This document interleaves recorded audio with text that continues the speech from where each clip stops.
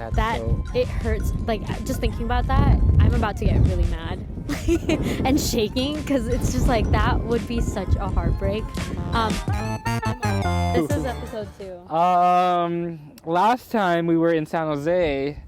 This time we're in the same clothes in San Francisco. Same day, different posting day. Next episode will be in Oakland. Sure. Yeah. Hey, look, honestly, it's only 30-40 minutes from here. Yeah, we can literally see it right now. Yeah. But yes, welcome back to episode 2 of Array of Thoughts featuring Jervie. This is the singer-songwriter, entrepreneur, Jervie Peralta. Why don't you go ahead and introduce yourself? My name's Jervie Peralta. It's spelled as such, Jervie Peralta. I'm kidding. No, I go by Jervie Rose. If you ask me where my name is from, that might be something that, I don't know, people may be curious about. Ooh. That's Jervie. And yes, I know it's a very unique name, and it's not, you wouldn't be the first person if you asked, oh, that's such a unique name, where did it come from? I almost get that question on a regular basis each time I introduce myself. My great-grandmother's name is Herbasha, and my grandmother's name is Generosa. Herbasha Generosa is what Jervie Rose is from. So Jervie Rose is a modernized version of Herbasha Generosa. Wow. Yeah. I'm a cool person. There it is. She's a cool person, and she's a singer-songwriter entrepreneur. He's only doing this to get back at me for introducing him randomly to strangers as my dancer friend, my photographer friend, and my podcaster friend who does everything and all the things creatively. It's a great time. Yeah. Such an adorable French bulldog. I know. He was shaking his butt. So cute.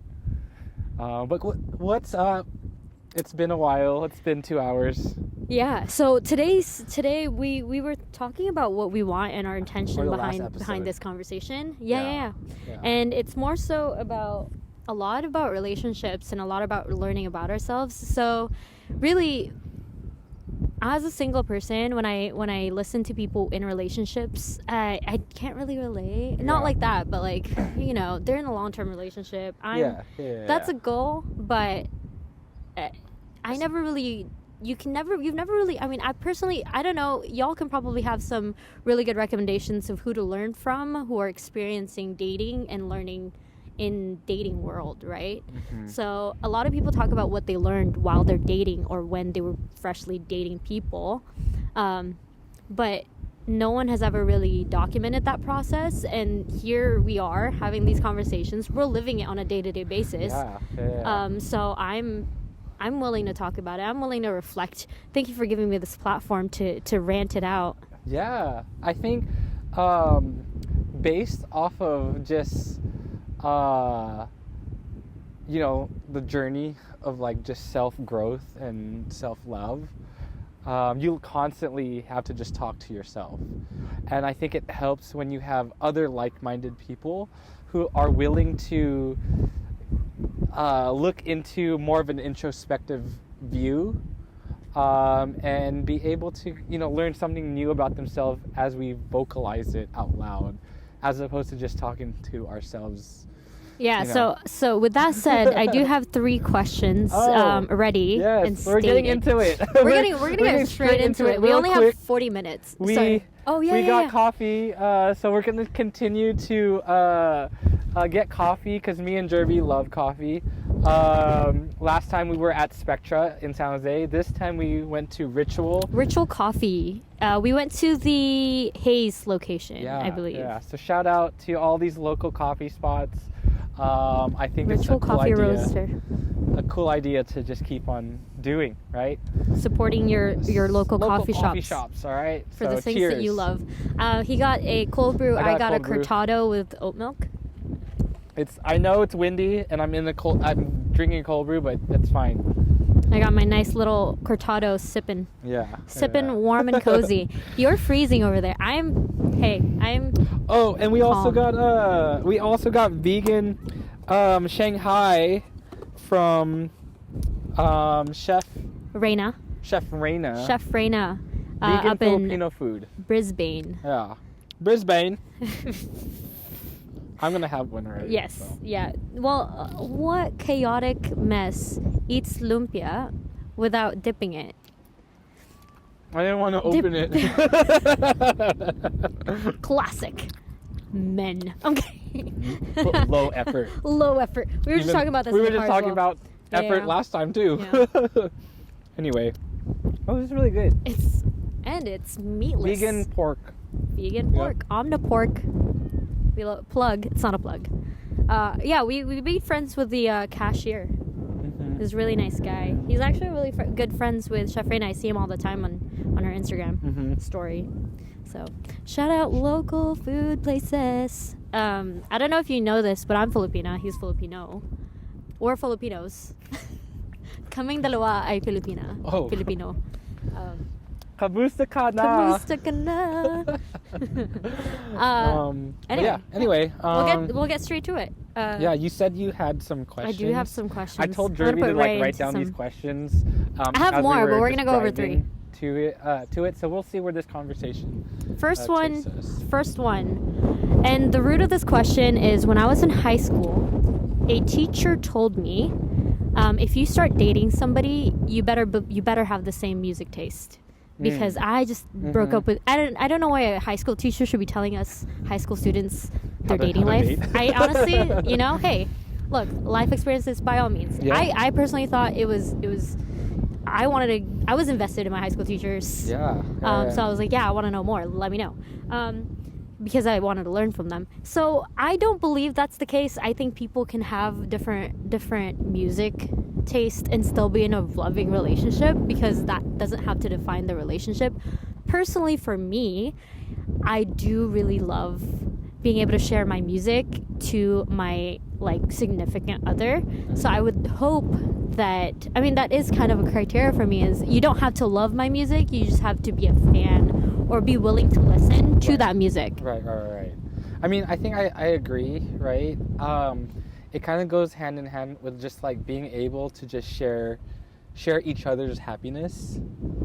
You know what I mean? Because I wholeheartedly oh my god, I'm choking on the checkout. Anyway, I can continue this. No, go ahead. Yeah. Well, I was just making sure because you were coughing there for a second. You can drink some water. Coffee. Or your cold brew. No, but enjoying each other's happiness. I don't know what you mean by that. You not enjoying, sharing each other's happiness. Okay. Yeah. Because it's being able to for me, I always like to show my friends and my family my videos, right? And that's what gives me joy, right? Whereas for you, it's definitely music, right? Yeah, that's why it's a big question for me. Yeah. Right. So yeah. Granted, I may not I don't I'm not a huge fan of EDM. That's fair. Right. Yeah. And why are you shy about that? Don't be shy. No, and I'm not shy it's about an opinion. it. But in my last relationship, they liked EDM a lot, right? Or they This is where it's coming from. I was like, why did you mention EDM specifically? Right, because, why are we mentioning? I'm just mentioning it because it was an experience, right? Yeah. And it was in your for the most part, and this is the experience that I know. And for the most part, I honestly never really knew how to share the same happiness that she found, and then vice versa. It wasn't, and there was effort in the beginning, but I think it was lost in translation.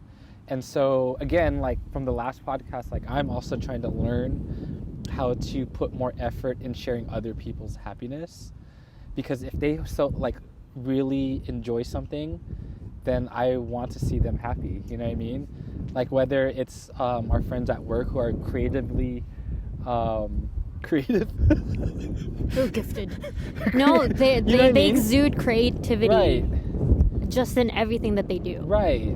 Yeah. And just to be able to share that happiness with them is an experience that is so wholesome and really it fills your me. cup. It Oh fuels my me. goodness. You know what I mean? I knew what you were saying. Because because I can relate to that with my own passions. Yeah. Right. I adding to this. Right. Because music to me is I value music a lot, and especially in relationships and partnerships with people and stuff like that. I do get jealous with music. I get jealous because to me, music for me, when I listen to them and I share them, it's a part of me relating to it and really attaching to the sentiment of the song. Because most of the songs I listen to are very lyrical, they're introspective, they're about life and the human connection.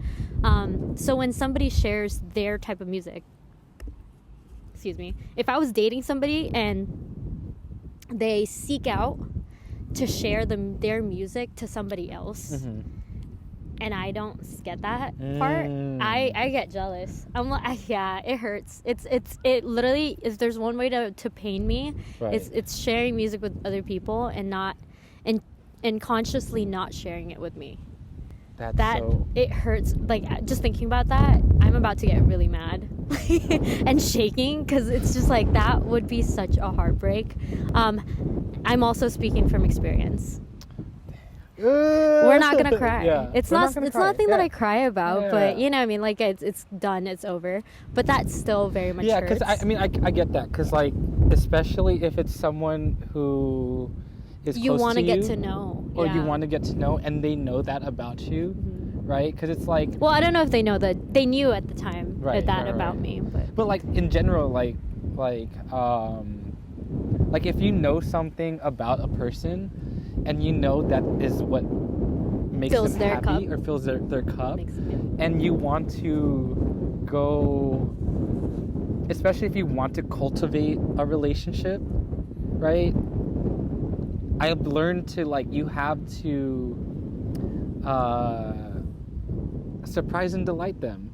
You know what I mean? Because it's a lot more meaningful if they're able to be like, hey, I just heard this new artist, and I think you're gonna really like it because I know that this is the type of, like, genre that you like, and so, like, you are already in the forefront of my thought for this. It's like when I go to like a store and I know my friends like a specific brand, or like, for example, my best friend Anne, I just was talking to her earlier, right? Oh, that was Anne. Yeah, that was Anne. Oh yeah, because you told me. Yes. Okay. And if I see, like, if I'm, like, out traveling and I see a Lotso stuffed animal, and because I know that she loves Lotso, and I know that she doesn't have it, then hey, we're all on the cusp. This is not getting edited at all. Keep going. But you know what I mean? Like, then, like, I know that she's gonna appreciate this because she's my best friend, and I know that I can share that happiness with her. You know what I mean? That's a lot more meaningful than just having to buy whatever just for that. You know what I mean? Yeah. And with that said, that's a way to really compliment or not compliment, but just tell somebody that you care, because, hey, I recognize this about you, or appreciate them. Yeah. One of the best compliments I had was, hey, I'm sharing this music. I'm pretty sure you've heard this before, but I just know your music's A1. And I was just like, what? You know, like, I feel so seen. Yeah. That one simple, I was just like, I'm just a listener of music. I just like people's crafts. You're right. And you recognized it. So yeah, I guess, I don't know, I feel like I read in a book that, like, that's how Asian moms give love or show love. It's like noticing what you pick at first in a plate, and then when you do, the next time you come back, they have it already. Heapings of specifically. And it's not because it's cold. It's because that's how your mom gives you love. My mom. Okay, so here, quick tangent. He was the one who told me, he's like, we just gotta not take as many tangents because I'm on well, I know tangents are gonna happen, but we just gotta figure out how to get back. But it's just because it just blew my mind, because, like, I remember when I was a kid, I would tell my mom that I love pinakbit, which is a Filipino Ilocano dish. And from then on, like, every time stew. Yeah, like a stew. And from then on, she would always cook it, you know. My mom was the same way. Yeah. I'm also pinakbet. That makes so much sense.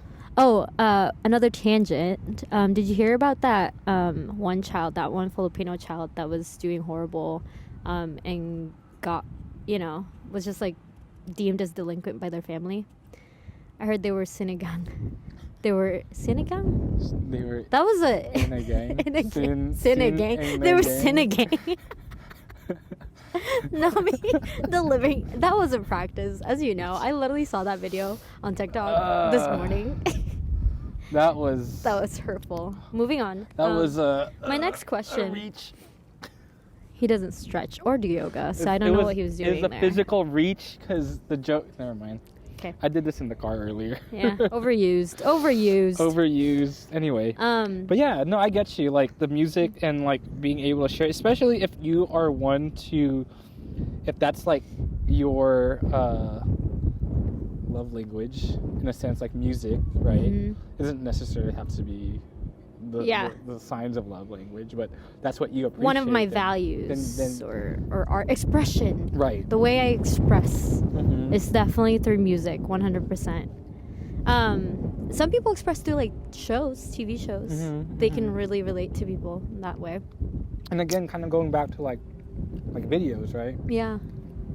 Like if you, I think it's so cool when I have like friends that I don't even really like talk to on a normal day-to-day, but then they would message me and say like, hey, I think this is like your style, you know what I mean? You'd really enjoy this. That I would enjoy, right? Yeah. And so what a beautiful form of human connection. Exactly. Love it.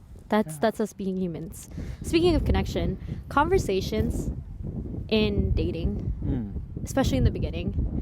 And we were just listening to Jay Shetty's podcast earlier, and they were talking about how somebody's 2 hour could be different from somebody's 15-minute with you, and do you actually quantify like the time that you have with them, and how does quality time tie into place of like who you're truly going out with, right? So having a conversation with somebody for like 15 minutes and having a conversation with the other person for like 2 hours, what does investment look like for each person? What's your conversation style when it comes to dating? Right? I don't know if this is a sort of subject. I like conversations. I used to be the type of person that's like, hey, we need to hop on a phone call. I don't care if you text me. I'm not a messaging. Like, I don't like messaging. Yeah. Ray knows. I just don't respond to messages. For the longest time, she had me on Do Not Disturb. I had a lot of people on Do Not Disturb, and I'm just sorry. eternally on Do Not Disturb. If you're my friend, call me, please, call me, or hang out with me outside. Yeah. He just FaceTimes me, and I respond. If you FaceTime me, I will respond. I remember one time it was so funny because it was at Dolores Park. There was a skater boy. As they do. Yeah. They like literally just write up to you and ask for your number. And I actually was having a really good conversation with this guy. And then we exchanged numbers. And I don't message him whatsoever. And he ended up FaceTiming me. And then I answered it. And it was actually a really good conversation. At the end of the day, I let him down because I wasn't interested. But that was just, hey, I answer FaceTimes. I just don't message. Right. I think Right. I enjoy face-to-face conversations or voice notes. I feel like for me, I'm also a really bad texter. I don't think not messaging is bad texting. I don't think there's bad texting etiquette. I think when I message people, I'm very intentional about what I say, and I write really well. And if you have intention and quality behind the words that you're saying, that's not bad texting. Yeah. If you're texting all the time and responding always, but it's empty dry words, that's bad texting. Yeah. So hey, go ahead. I'm also a very bad texter. Speak, please. Okay. I'll call myself out. But the last episode, I'm talking about accountability, and I'll be accountable for my toxic traits. This is him accounting. This is me accounting. I gotta vocalize it out so that I also internalize it. So if you start dating somebody, me or if in general. Okay. I honestly, I meet the person where they're at. Yeah. But I also have standards and limitations and boundaries within myself. And everyone's story is different, and everyone's style is different. And so I learned to learn other people's styles. But, you know, there's limits, so I need to make sure that what I need as far as conversations get reached. Right. Like, I don't need somebody who tell me good morning and good night each and every day. That's not me. But I want to... Oh. Did you see my face? I did. I definitely did see. You're just like zooming in. I was like, I hit a nerve. Yeah, I'm not a good night, good morning type of person. I am a... you start a conversation with me and I will build onto that conversation, but I'm also not one to start a conversation through text messaging. Interesting. Yeah. I also don't like giving people a reflection of my day, but I also learned that I like learning about other people's day. If somebody were sharing their day, I'm like, oh, I want to know. Did you do this? Did you do that? I just don't like talking about my experience. Right. Because I'd rather tell that or experience it with you in person. Right. I'm a very quality time, physical touch type of person. I don't know what I am. That's okay. I feel like we all speak and exude different types of quality of like love language on our day-to-day, as you know. Right. We're humans. We're complex people. We continue to learn every day. Yeah. You know. We were just talking about that. And I don't know. For me too, I feel like I would much rather like a FaceTime call, but then I have also phone call anxiety. I love phone calls. Well, maybe, do you think that actually doing it a lot more will get rid of that? Because I had phone call anxiety when I was young. Probably. I mean, I realized that once I put myself in certain situations, because I used to have like anxiety. Public filming. Us not being in public. Or like, okay, there's this one time when I had anxiety, like huge anxiety going into my first wedding. As a photographer? As a videographer. Film. Wow. Because that's like crazier. Well, I think they're all crazy, to be honest. But it's bolder. More expectations, higher responsibilities. But being able to be more exposed to it help ease that. Yeah. I'm like, I know how to kind of direct, and I know how to pretty much, dude, it's picking up the wind. But yeah, I know how to have a different mindset. Sure, I'll be nervous, you know what I mean? Mine is not picking up the wind. But you know, I think yes, if I am more exposed to whatever environment I am in, the nerves will slowly go away. You know, it's like it becomes a standard. Yeah, exactly. Because it's base like level. It's almost like working out, right? You're not gonna bench 200 pounds the first time you go. Zoom in on me, because gym guy is talking. And we are now making a metaphor about the gym and lifting. Well, there's a lot that I've been learning, because I did start my fitness yeah, journey. tell the world. Hey friends. I've been starting my fitness journey for the past 2 years now. It started off with Apple Fitness and doing the dancing.